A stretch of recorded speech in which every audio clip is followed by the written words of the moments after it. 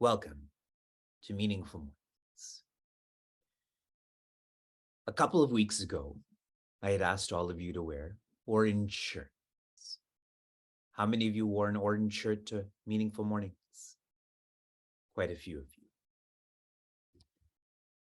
On Orange Shirt Day, there's a great push by the Indigenous culture for the Canadian government, really all colonial countries, to resolve for reparations,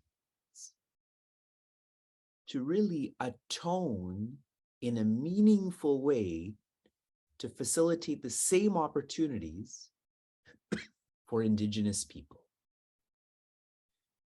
As an example, many of the national parks that we pride ourselves in America and Canada, those lands were taken away from the Indigenous people. In Canada, at least, in terms of these resolutions, typically what is written in these resolutions is we call upon the Prime Minister to act in such and such way. We call upon the senators to make such decisions. I had recently heard that the Indigenous people are now writing, we call upon ourselves. That maybe the Prime Minister or the Senator is unable to do this or is uninterested in doing this, so they call upon themselves to make these changes. That is a beautiful sentiment, and I feel very much aligned with what we're doing in Meaningful Mornings. We cannot expect society to change. We cannot expect our family to change. We must expect ourselves to change. We call upon ourselves.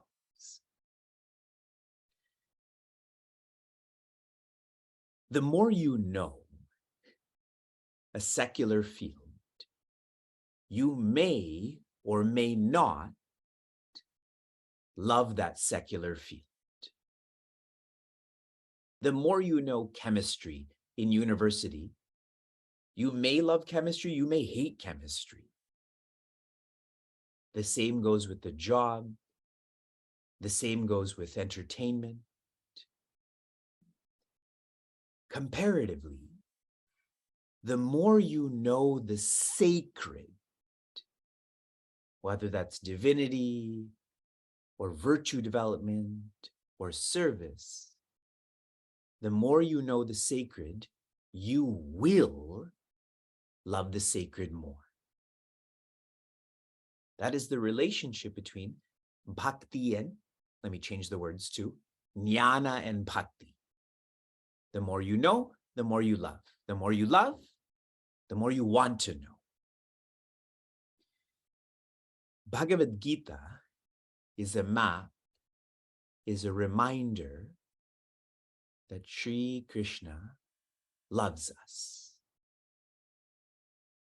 And chapter 9 particularly, and within this chapter, the ending portion, Sri Krishna is trying to be more clear with us about how much he loves us. Why? We typically do that with our families, right? Do you know what I do for you? And we feel this because we want them to do it back for us. Not for their welfare, but my welfare. Respect me, help me, etc. Shri Krishna is trying to help us be clear how much he loves us so that we reciprocate the same, not for him, but for us. We loving him doesn't make him happier or less happy. Sarva Sama. He feels equal to all. But if we know how much he loves us, naturally we should love back, and we are the beneficiaries of loving back. We give up our ego through this process, through this sadhana. Chapter 10, Shri Krishna expresses how much he loves us in a different way. He's trying to help us to know even more about how he's with us. This chapter is focusing on where our mind already is. Our mind is in gambling. That will come up in this chapter. Our mind is in hiking. That will come up in this chapter, and so on. And he's sharing, you are great, but I am the greatest. Where your mind is, think more authentically and deeply, and you will tune into the greatest, that I am there, and I am there, and finally, I am here. Chapter 10, framed differently, is teaching us about unity in diversity. You will be clear about the diversity, but remember that diversity is built on unity. And framed in one more way, chapter 10 is encouraging us to think big. This is a consistent message. Shri Krishna is pushing us harder to think big. Because when you start to think big in an unqualified way, with no conditions, that's called Brihat, which means bigness, from which the word Brahma or infinity comes.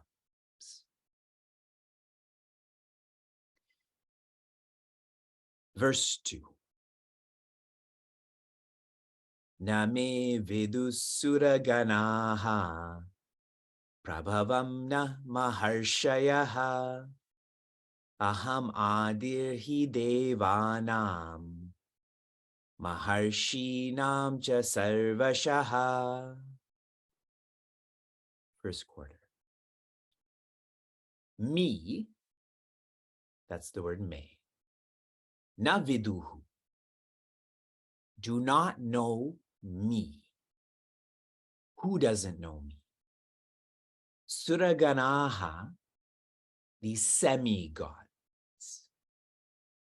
The semi-gods or devas do not know me. An implication of this is those who are born as a semi-god, living in heaven, they're known as punya yonis, which means they only experience easy times. Those who are born as humans on earth, such as us, we are known as Mishra yonis. Mishra means mixed, a mix between easy times and hard times. Why is it that the semi-gods don't know Shri Krishna? Because in easy times, what don't we do? Reflect, inquire, learn. It is during the rough times that we reflect more, correct?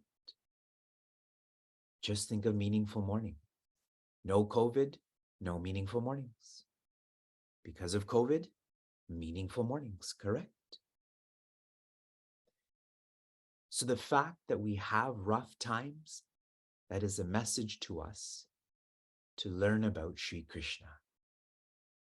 Utilize your rough times. Who else doesn't know me? Na Maharshayaha, the rishis, even the Maharishis, they don't know me specifically, Prabhavam.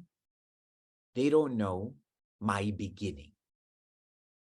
They don't know that I am the source of them and these semigods.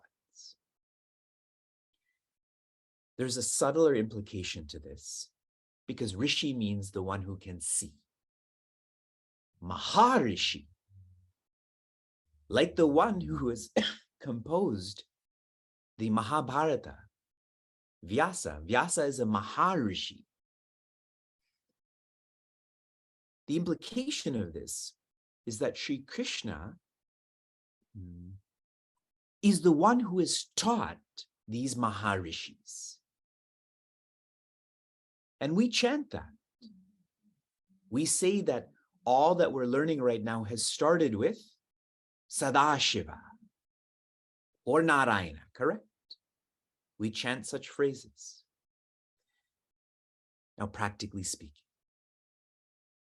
God's grace is felt as one's guru's guidance.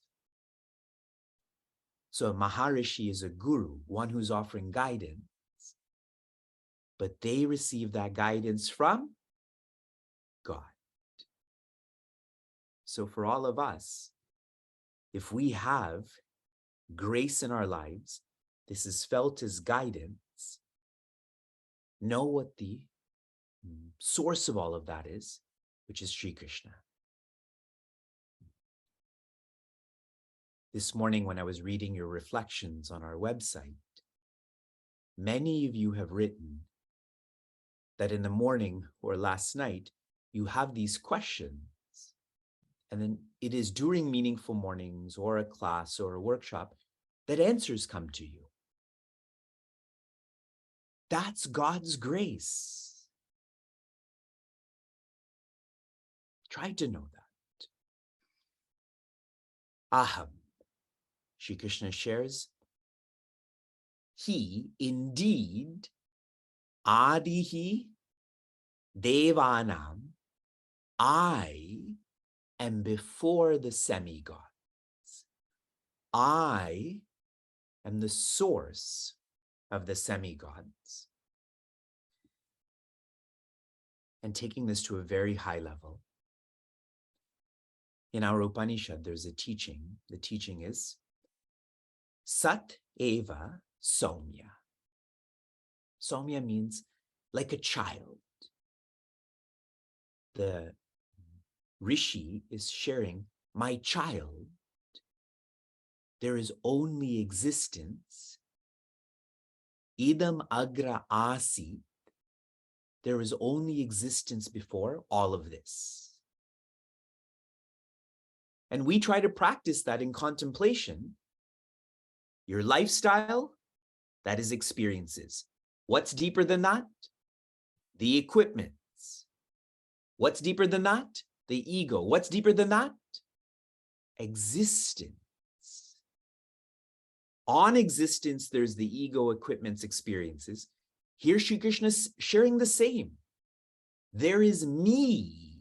I am the source, the foundation. Then there's the Guru Shishya Parampara, or the teachers. Then there's the semi-gods. And he emphasizes that more. Maharshinam Chasarvashaha. It is not just the Maharishis, it is not just the Devas. For all do not know me. All do not know I am their source. And I keep sharing implication because only with reflection will this be less of a story and more of a reality. What is the source of all that you know? Awareness. If you weren't aware, you couldn't know anything. So you can't know awareness. You can only be awareness. You cannot know awareness the way you know your sleeves right now. That is impossible. Knowing your sleeves is because of awareness. So Shri Krishna is emphasizing that. And for us, the practical aspect is don't depend on the semi-gods. They further depend. Don't depend on the Maharishis other than them guiding you to Shri Krishna. Chapter 10 is still in the Bhakti section. Bhakti means to depend. Shri Krishna is pointing out the semi-gods depend on me. The Maharishis depend on me. We are neither semi-gods or Maharishis. So if they depend on Shri Krishna, we definitely should be depending on Shri Krishna. And we're trying. We really, really, really are trying in a sincere way. Last week in our Contentment Challenge celebration, I had shared with everyone that our community for 6 months chanted Om Ramaya Namaha 5,094,333 times. 5.1 million times we shared, Shri Rama, we depend on you. I had also shared that our community didn't just raise $75,000 for our earth. We raised $77,296, which is showing we don't depend on stuff as much. We depend on the earth. So we're trying. We'll keep learning. From inspiration to application, your application was to join me for Dhyana Yoga this past weekend. How many of you did? Good. On Saturday and Sunday, I taught Dhyana Yoga for 30 minutes, and anyone who was practicing in a steady and sincere way, it didn't feel like that, correct? That's what's amazing about Dhyana Yoga, about practicing Dhyana. Limits like space and time, you are the one who's making them go away. That's how powerful you are. Your application for this morning is, today's Thanksgiving in Canada. In America, I believe today is called Indigenous Peoples Day. Reflect on how the Indigenous people have supported you. How have the Indigenous people supported you? Reflect on that. Our community, before the end of the year, is going to offer this support back. Right now, we're researching an Indigenous women's charity that we can support to help our Devis. So I'll keep you posted on that. You will know because I'll start moving my hand like this again soon. Shanti, Shanti, Shanti. Be safe, be sound, be serene, be joy.